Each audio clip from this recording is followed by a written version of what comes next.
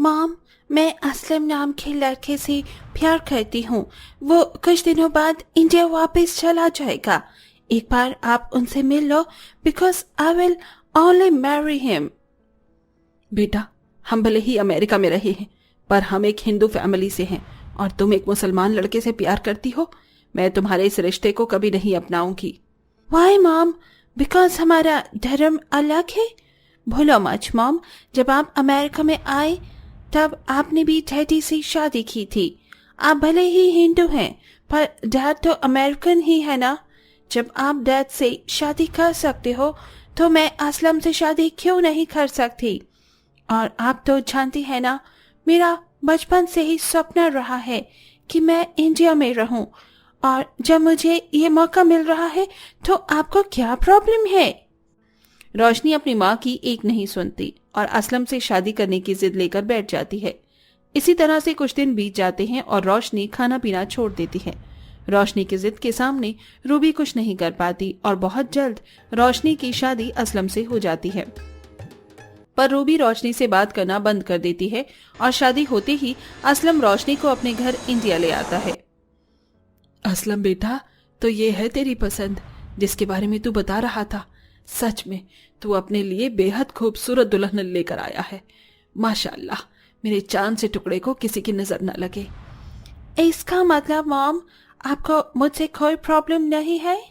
भला अम्मी को क्या प्रॉब्लम हो सकती है रोशनी? अरे अम्मी तो बड़ी बेसब्री से तुम्हारा ही इंतजार कर रही थी। वैसे अभी तुम्हारा एक और शख्स से रूबरू होना बाकी है। कैसे? मेरी बहन हानिया से। वो अभी शायद कॉलेज गई है। शाम को देखना, वो तुम्हें देखेगी तो खुशी से बौखला जाएगी। अरे बेटा, तू सारी बातें अपनी बेगम से यहीं कर लेगा क्या? बेचारी मेरी बहू कितना लंबा सफर तय करके आई है। चल बेटा, तू अपने कमरे में आराम कर ले, मैं जब तक तेरे लिए कुछ अच्छा खाना बना देती हूँ। हिना के कहने पर रोशनी और असलम अपने कमरे में जाते हैं। आज रोशनी का ससुराल में पहला दिन था, इसलिए उसे थोड़ा अजीब लगता है। कुछ देर बाद हानिया घर आती है और अपनी भाभी को देखकर उसके गले लग जाती है। माशाअल्लाह भाभी, आप कितनी खूबसूरत हैं। आपको पता है, मैं कब से आपके आने का इंतजार कर रही थी। मुझे भी तुमसे मिलकर बहुत अच्छा लगा हानिया। अच्छा भाभी, आपको आने में कोई तकलीफ तो नहीं हुई? आपको भूख लगी होगी ना? मैं आपके लिए कबाब बना कर लाऊं? मैं बेहद लजीज कबाब बनाती हूँ। मेरे हाथ के कबाब का जायका बेहद लजीज है। हानिया, तेरी भाभी वेजिटेरियन है। भले ही वो अमेरिका में रही है, पर उसने नॉनवेज को कभी हाथ नहीं लगाया। माफ करना भाभी, मुझे पता नहीं था, पर कोई बात नहीं, मैं आपके लिए वेजिटेरियन कबाब बना देती हूँ। हानिया अपनी भाभी को देखकर बहुत खुश थी और वो उसे खुश रखने की पूरी कोशिश करती है।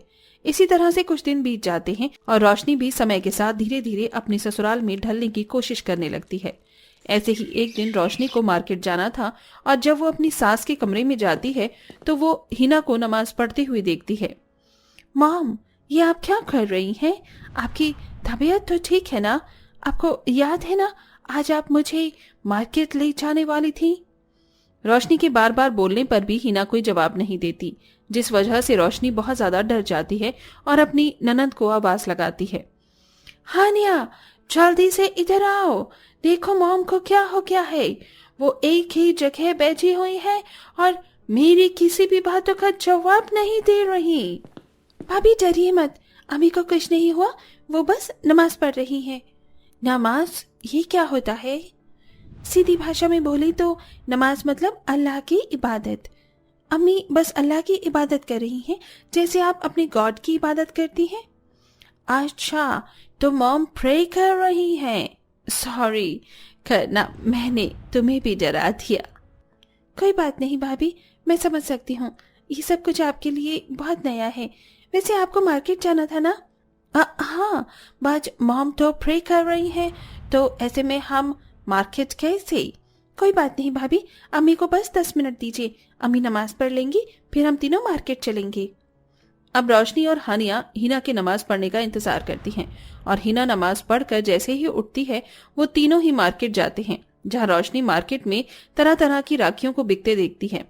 उन राखियों को देख रोशनी हानिया से कहती है, अरे यहाँ कितनी सारी राखी मिल रही हैं।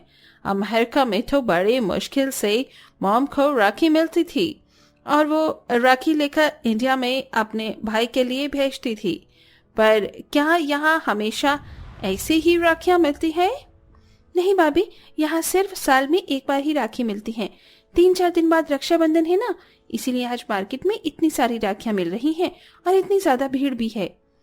अच्छा, तो तुम भी राखी लेकर अपने भाईजान पर राखी दोगी जैसे मेरी मॉम देती है? नहीं भाभी, हम रक्षाबंधन नहीं मनाते हैं। अच्छा, माफ करना, वैसे मैं हिंदू परिवार से हूँ, पर अमेरिका में मैंने कभी राखी मनाई नहीं है, इसलिए मुझे नहीं पता रक्षाबंधन कौन मनाता है और कौन नहीं। वैसे रक्षाबंधन कैसे मनाते हैं? वैसे मैं हमेशा देखती थी कि माँ को राखी लेकर इंडिया भेजते हुए। मेरा भी भाई अमेरिका में है। मेरा भी मन है कि इस बार मैं भी अपने भाई के लिए राखी भेजूं। अगर ऐसी बात है बहू, तो तुझे जो राखी पसंद है तू वो ले ले। हम नहीं मनाते रक्षाबंधन, तो क्या हुआ, तू तो मना सकती है। तो अपनी पसंद की राखी लेकर उसे अमेरिका में अपने भाई के लिए भेज देना, क्योंकि अब तू इंडिया में है तो तुझे जो इंडियन फेस्टिवल मनाना है वो मना। हमारी तरफ से कोई रोक टोक नहीं है। थैंक यू मॉम, मुझे समझने के लिए। इस तरह रोशनी मार्केट में कुछ राखी खरीद लेती है, पर उसे समझ नहीं आता कि वो उन राखियों को अमेरिका कैसे भेजे। रोशनी को परेशान देख उसके ससुराल वाले भी परेशान हो जाते हैं और असलम रोशनी के चेहरे पर मुस्कान लाने के लिए अपने ससुराल वालों को इंडिया बुला लेता है। देखते ही देखते राखी का दिन आ जाता है, पर सच में अनजान रोशनी राखी वाले दिन उदास अपने कमरे में राखी लेकर बैठी होती है। भाभी, आज रक्षाबंधन है और आप अपने कमरे में राखी लेकर उदास बैठी हुई है? हाँ हानिया, क्योंकि ये राखी मैं अपने भाई को भेजना चाहती थी, पर आज रक्षाबंधन है और अब तक मैं राखी भेज ही नहीं पाई, बस इसलिए मैं थोड़ी दुखी हूँ। रोशनी, घर में बैठे बैठे तुम रक्षाबंधन नहीं मना पाओगी, और ये तुम्हारा पहला रक्षाबंधन है। कमरे से बाहर चलो, तुम्हारे लिए एक सरप्राइज है। असलम और हानिया रोशनी को कमरे से बाहर ले आते हैं, जहाँ रोशनी अपने भाई और माँ को देखती है। मॉम, तरुण, आप दोनों यहाँ? हाँ दीदी, आज रक्षाबंधन है ना। खैर हमने कभी अमेरिका में तो रक्षाबंधन मनाया नहीं, पर जब असलम जीजू ने फोन किया तो मेरा भी दिल किया कि मैं भी इस रक्षाबंधन अपनी बहन से राखी बंधवाऊं, और इसीलिए मैं और मॉम यहाँ आ गए।